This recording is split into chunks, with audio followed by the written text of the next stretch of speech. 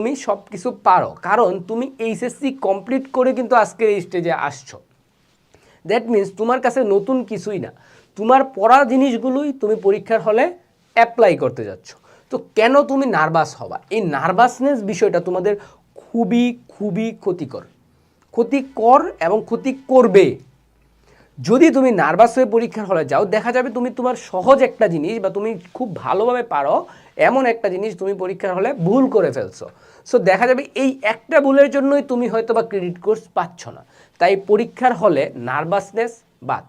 একটা কোয়েশ্চেন আমি দেখছি, এই কোয়েশ্চেনটা আমি দেখার পর যদি আমার কাছে মনে হয় যে আমি কোয়েশ্চেনটা পারি না, ঠিক আছে বাবা, স্কিপ করো না, বা একটু পরে দেখো না, যে জিনিসটা তুমি আগে পারো সেই জিনিসটা আগে সলভ করো, যে জিনিসটা পারো না একটু পরে সলভ করো, সমস্যা নাই তো।